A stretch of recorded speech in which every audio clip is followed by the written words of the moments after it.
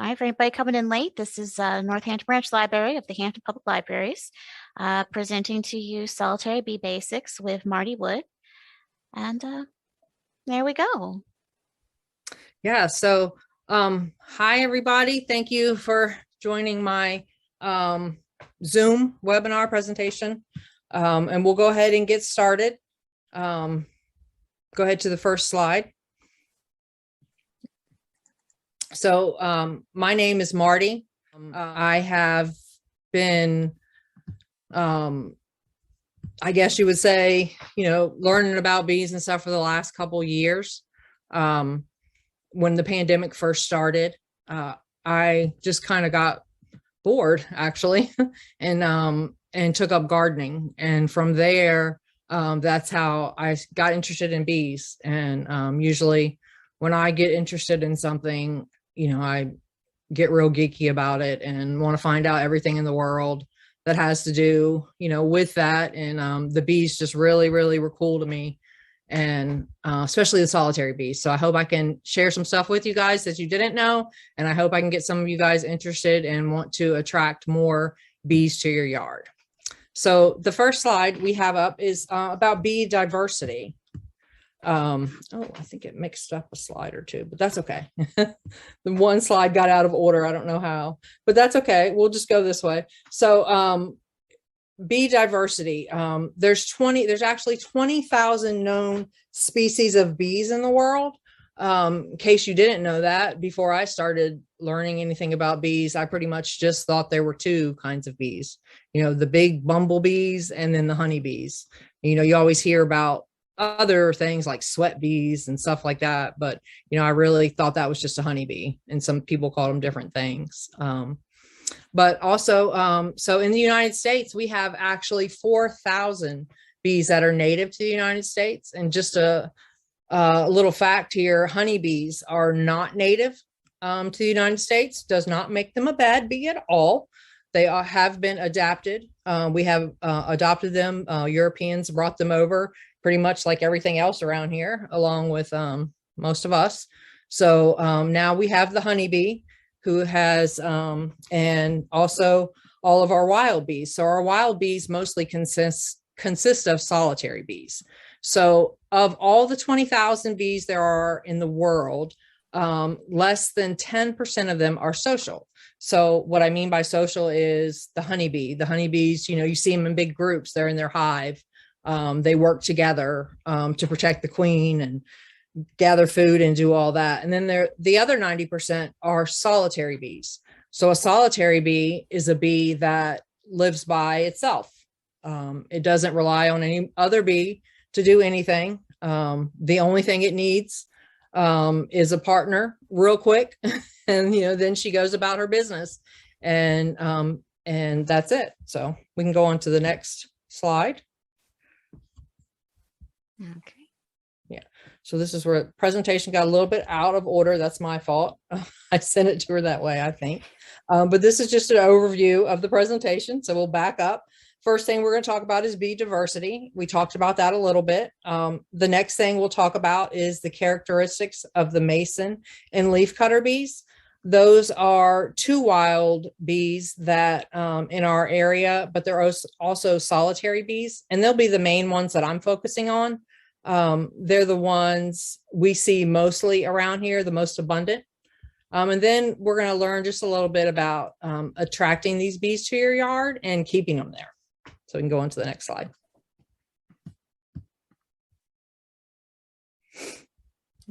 It's not going. There we go. Sorry. That's okay. Technical difficulties are always fun.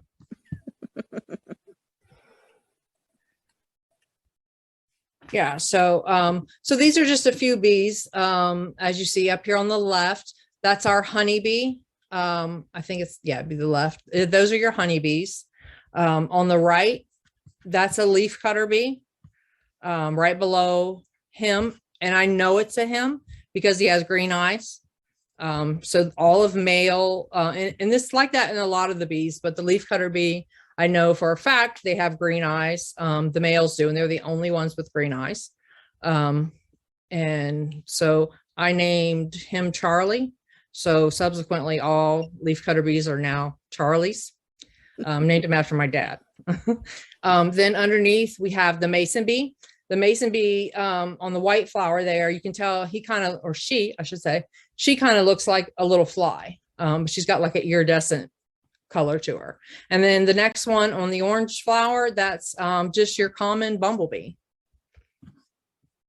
We can go to the next slide. And so, you know, now what's the buzz about solitary bees? Why do I want to talk about them? Why do I think they're so important? So solitary bees are bees that don't live in colonies or hives. Every female is her own queen. She doesn't need anybody else to do any work for her. Like I told you before, she does all the jobs. Male bees, their only purpose is to mate and then they die. But they do pollinate a little bit in between, so they are important too. So solitary bees are very gentle. They very rarely ever sting. So you really don't need to, you know, be worried about them or swat them or anything like that because they're not going to sting you. They create their nest, and you can see right there, they create their nest in hollow reeds or twigs, holes in wood, tunnels in the ground. And they are pretty much, you know, by themselves. They'll nest next door to a bee, and I'm sure they're friends and they hang out together, but they don't depend on each other at all. And they'll also climb back in their hole sometime during inclement weather. So it's really cool to be able to see them, you know, in my yard anyway. I have lots of bees, of these type of bees. So I've been outside before when it's raining and stuff like that, just because I'm always worried about my bees if they're getting wet, or if I need to make sure the roof's big enough. And you can just see their little heads popping out and their little antennas, you know, just checking the weather. So I'm going to the next slide. All right. So here we are. Some characteristics and, oh, Sorry. it's okay. It's an unbelievable bee fact. Going back. There we go. There we go. So just some characteristics between the two types of bees. Your social bees, which these are your honeybees and the big bumblebees that you see everywhere. They have one queen and there's one hive to defend. The solitary bees, like I told you on the last slide, every female is a queen and she has no hive to defend, and she does not even defend her little tube where she plants or where she lays her eggs. She doesn't even defend them.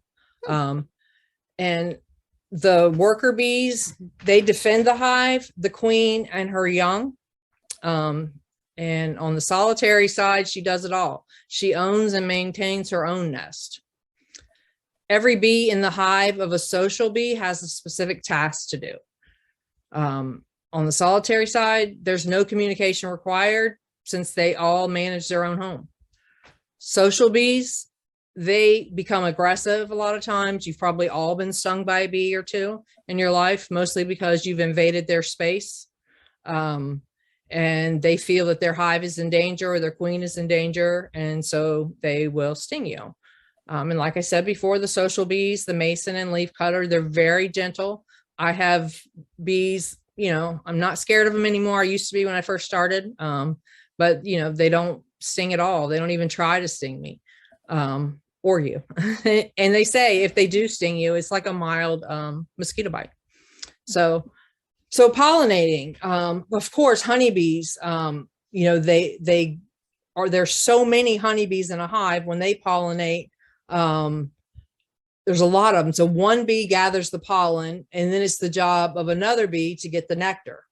So they pollinate in groups, just like they live in groups. And then the solitary bee, each bee is able to gather pollen and nectar during the same visit. So just like before, when I said she does all the jobs, you know, she multitasks too. So she gets her pollen and her nectar during the same visit to take back to her tube where she lays her eggs. And then bumblebees, they kind of fall somewhere in the middle. Bumblebees are pretty gentle. I've really never known a bumblebee to sting. I've never been stung by a bumblebee. Maybe somebody else has. But they're very mild mannered, and they really wouldn't sting you unless you were really trying to get on their nerves. So we can go on to the next one. And this is my unbelievable bee fact. The male bee, and I just learned this recently. I had no idea that a male bee cannot sting. They don't even have a stinger. The stinger is actually a modified egg-laying device. And of course, only the females have them. So male bees don't sting. Didn't even know it. We can go on to the next slide. So here we go. Here's up close and personal. This is a mason bee, and they're so fuzzy. You can see how fuzzy they are, and you can see the iridescent color on their backs and their front and their big eyes. Of course, the females have a stinger, like I said before, but they rarely sting. Of course, the pollen, because they're so hairy, sticks to them everywhere. And they have big eyes and legs, and their antennae are black. We can go to the next one. And here we go. Here's a better view of her where she doesn't have pollen all over her. And you can see how I said her body is metallic. She looks like a fly, but if you really know what you're looking at, they really look a lot different. She's a little bit bigger, but not much. She has the scissor-like jaw, and this is what she uses to construct her nest. A mason bee uses mud to put in between her eggs. And that's why at the end of, sometimes you may have already noticed in your yard, if you see a little hole in something, like it looks really neat because it's like packed with mud, like somebody did that on purpose. And it's most likely a mason bee nest. And the mason bees they are not very big, but they are a little bit bigger than the leafcutter bees, about 7 to 15 millimeters long. And the males are a lot smaller than the females. I would say a male mason bee is hard to distinguish between a fly if you really don't know what you're looking at. Okay. So here we go, leafcutter bee characteristics. Now, leafcutter bees are my absolute favorite, so I will refer to them a lot. And I'm sure it has something to do with Charlie, but their body is dark. They look like a honeybee, except for the bands across their back are a little bit more to the white side than yellow. And the females also have a stinger, and you can see how small they are. They are 5 to 24 millimeters long, and the males are super, super tiny. Okay. Go to the next slide. Here you go. And here is a female up close, and she's gathering pollen. You can see she has it right there, sticks to the underside of her belly. And then when she gets in her little nest, she'll shake it off and put it in there for the egg to have during the winter. And then she, of course, will pack her tubes with the ends of leaves. You've probably seen a leaf in your yard. Looks like it has a little bite taken out of it. And that's just a nice little carving. It doesn't hurt the plant at all. It won't kill your plant. And she goes and packs her tubes. And you can see she has just the large scissor jaws, just like the mason bee. And this is where she, uses to cut the leaves to construct her nest. We can go on to the next one. All right. So inviting solitary bees to your garden. You need 3 basic necessities to survive: food, shelter, and water. And bees need the same thing.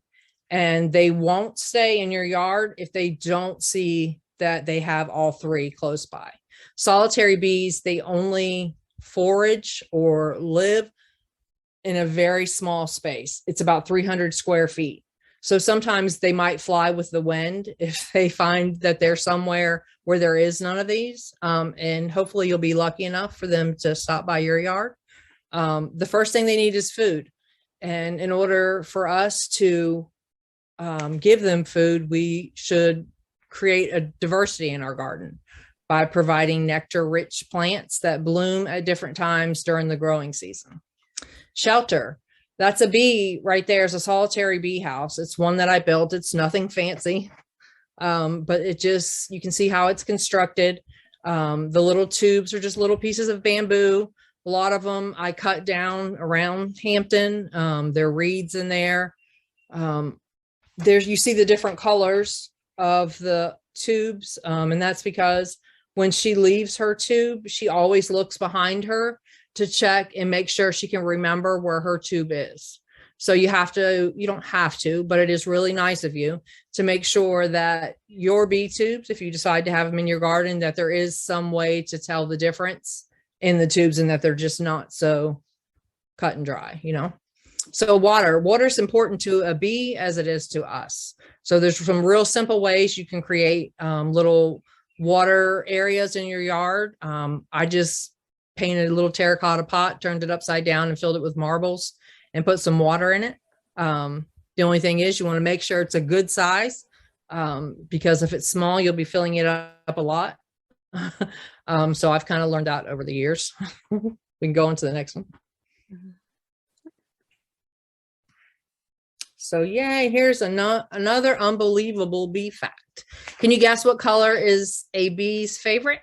Well, half of my flower is missing. I don't know where it is. Oh no. But I don't know. But there is a very pretty little blue flower that pops up there. So according to science, www.science.org, bees prefer flowers in the violet and blue range. And this is in part because these blossoms tend to produce high volumes of nectar. It's also because why they are so attracted to the colors purple and blue is because they have ultraviolet vision. So they don't really see the color red. In oranges, they see things more in the yellows and greens and blues. So their second favorite color, just so you know, is white. However, that does not mean that if you have pink flowers in your yard or red flowers in your yard that a bee won't stop by it, because flowers have evolved so much over time that there's hues of blue in almost every single flower now. And a lot of times we can't see them, but a bee can because they have that ultraviolet vision. So, and they also know the center of a flower where the pollen is. A lot of times that's always a bright yellow anyway. But they can smell it, they can see it. And bees have like super vision. If they were superheroes, then vision would be their power. And go on to the next one. So food. The best way to start attracting these fascinating insects to your yard is to plant native flowers and plants. So I talked to you guys a little bit earlier about planting a diverse population of flowers in your yard. There are, of course, non-natives that bees you'll see will be attracted to. So that doesn't mean that you only have to plant natives to have these bees in your yard. You just, if you do purposely plant these bees, you'll notice you have an abundance of the bees in your yard. And of course you want that in any garden because it's going to give you more blooms. You want it to give you more, vegetables or bigger tomatoes, bigger cucumbers. You want the bees, the pollinators in your yard. So these are all, and you can kind of see right there in the center, that's called a hyssop. And at any given moment in my garden, I'm not kidding, it is full of those common bumblebees. They absolutely love that purple flower. I mean, I see them on a lot of other ones too, but that flower right there, more bees than any. Okay, we can go on to the next slide.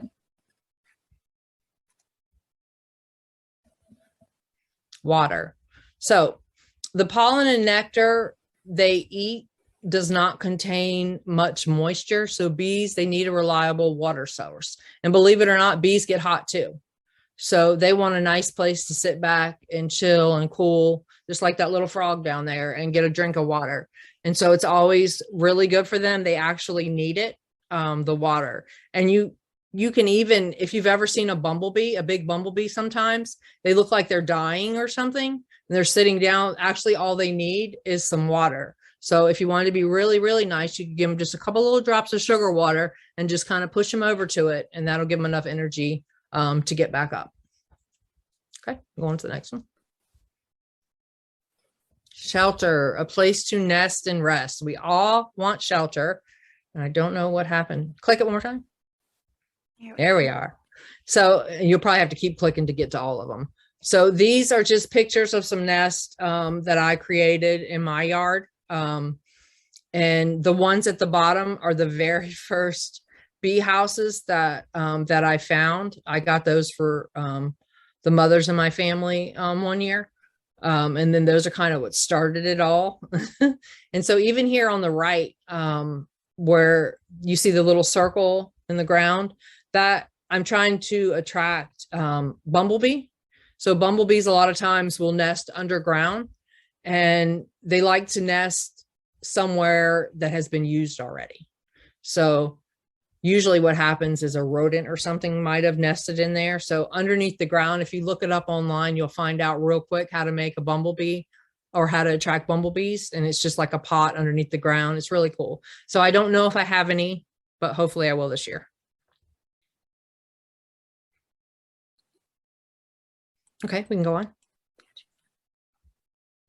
Here we go. So here's some tips for maintaining and managing your solitary bee house that you're all going to want to have after this presentation. Bee house size matters. You don't want to create some big giant bee house and you only have 2 or 3 pots of flowers. It's not going to work. You're not going to get any bees. And if you did have that many bees and that's all the flowers that you had, then you're going to have some mad bees. And they're going to leave your yard. So they need a proper roof. Just like I told you, I was always in my yard trying to make sure that my bees had a proper roof. We got to watch out for birds and squirrels. So on top of my bee houses now, I put chicken wire, and it's kind of got to bubble out just a little bit because they like to have a nice place to land before they go into the house. And it just kind of protects them from any birds that might want to eat my baby bees. And then the nesting holes, different types of bees use different types or sizes of holes, just depending on the size of the bee. Like I said, the leafcutter bees are really small. So their tubes are real small, down 4-6 millimeters. And the mason bees go up to like 8 or 10. And then plugging the nesting tubes. Mason bees need a mud source to plug their holes. Most of the time in our yards, all of us have, somewhere that they can find their own mud. But if you happen to live somewhere that doesn't really have any mud by, you can just put some in a terracotta pot. You can even buy them on Amazon now, like a mason bee mud kit or something I've seen. So you can find them anywhere. Yep. So we can go on to the next one. So these are just some tips that are continued. Location is always important for your bee house. They need to get warm before they'll leave in the mornings to go forage for flowers. So they suggest that you face your bee house towards the south or the southeast so that they get that morning sun sometime early just to get them warm. And these are little pictures of, that's one of my little bees right there. It's Charlie going into her house in the morning. And when I come out in the morning, it's just, like I said, it's so cool to see their little antennas sticking out of there, trying to get warmed up and ready to fly. And you got to protect the next generation. So at the end of the summer, hopefully all your bee tubes are going to be full. And I mean, you can leave them right there where they're at. However, I usually put mine in a bag, like a tool type bag, I think it's the word. It's like kind of mesh material, and you put them in your garage, in your shed, somewhere that's going to be cold, but it's still protected from the weather. And then in the early spring, you just put them back in their house. And then once they crawl out, you dispose of the old reeds and make sure they have some new ones. So just like it says, your bee house is going to need maintenance from time to time. Natural materials degrade and will need to be replaced. You can buy the tubes on Amazon now. You can buy them pretty much anywhere, but I find the best ones, the ones they like the most, are the real ones. So by that, it's like your flower stems. In the fall, you can go around and collect flower stems in your yard. And most of the native flowers, like black-eyed Susans, and gosh, I can't even think. Oh, anything that's a milkweed, stuff like that, their tubes are going to be really hollow. And you can cut them at the end of the season and just save them for the next year and use those as your bee tubes. Well, that's it for that one. I think it might be the end. Yep. So I hope you enjoyed my presentation. Thanks for listening.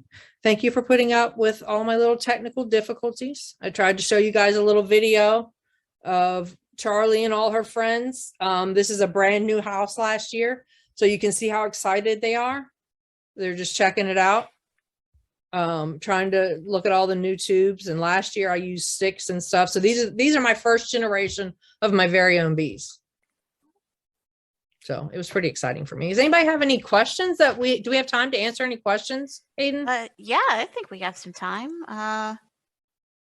SJ in the chat says thank you. Oh, thank you, SJ. If anybody else has any questions, feel free. Anybody need any more unbelievable bee facts? There's lots of them out there. There's all kinds of neat things. I find it fascinating. And you can search different flowers that bees like, and you'll always find that they like the native flowers over anything else. What sort of native flowers specifically in this area do you think would be really good? So in my opinion, like the lavender hyssop that you saw that had the bumblebees on it, that's a great one. Yeah. Milkweed is one that bees, not only do the monarchs lay their eggs on that flower, but the bumblebees and bees love it. Also black-eyed Susans. So the black-eyed Susans and like the common sunflower are big in my yard anyway. Oh no, that's great. We've got some donations of sunflowers, Mexican sunflowers. We started out with a bunch of black-eyed Susans, but I think those are gone now. Well, they'll come. Oh, the seeds? Yeah, the seeds. Yeah. Mexican sunflowers are probably one of my favorites. They attract bumblebees, love them. And also the butterflies, and they bloom until like October. And although Mexican sunflowers aren't a native, we've kind of adapted. They're kind of adapted to our area now. So we still consider those, kind of in the native category. Makes sense. Yeah. Is there anything that might make bees not want to be in your yard? Any sort of interference aside from just like lack of the main elements, the water, the housing, and the flowers? So besides, like you said, besides having a nice garden, I don't think so. They're not going to, I can't even say that birds would deter them because, my yard, any pretty much animal that's around here is in my yard. So no, and squirrels, I mean, they all eat them. I can't think of anything that would make them not want to be in somebody's yard who had, good flowers. The only thing, when I say good flowers, like if you have a whole bunch of imported flowers or the fancy flowers that have been modified so much, I don't know how much bees are going to be attracted to them.